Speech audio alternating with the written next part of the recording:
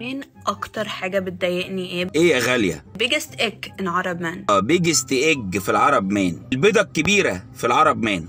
دي بتغلط بقى. لما يقولي I wanna do things 50-50. لما يقول لي انا وانا ونخليها 50-50، يعني النص بالنص. يعني أنت you're Arab man. يعني انت يا عرب يا مان. How do those words come out of your mouth? How do those come words the mouse؟ ازاي الكلام ده يطلع من بقك النتن ده؟ يالا ايه القرف ده؟ You should have a provider mindset. بسبب قعدتك قدام النايل سات والقمر الصناعي. Look, I get it. In this economy, انت عارف ان الناس ايكونومي we need to help each other understand it. وبيلعبوا عادي مع بعض شطرنج على الستاند. I will help my husband. We'll build our empire together. وانا عادي بقعد مع ماي هازبند عادي وبناكل مع بعض جزر اللي هو الجزر بتاعنا اللي هو الخضار.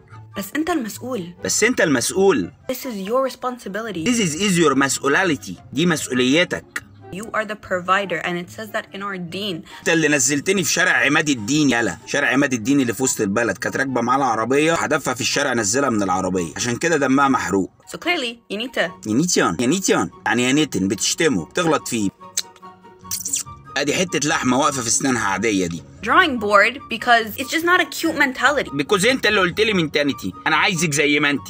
Like you want someone to be a راجل. ياد خليك شويه ياد راجل ياد. Like أنا راجل. I'm the provider. I will take care of you and our family. كل شويه تقول لي انا راجل راجل ايه يا راجل ايه؟ And me as a wifey, I'm gonna help you of course. وجاي تقول لي انا رايح الكورس، نزلني في وسط الشارع بتاع عماد الدين وجاي تقول لي انا رايح الكورس، متاخر على الكورس يعني هبل انا يالا.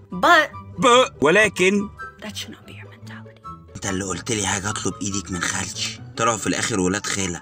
That we should 50-50. وفي الاخر جاي تقول لي خليها 50-50. لا يا حبيبي. Ew! ايوه Ew! ايه ده؟ Ew! ايه بقى؟ Ew! ايه ده بقى؟ ايه ده؟ Ew! ده القرف ده بقى؟ Ew! ايوه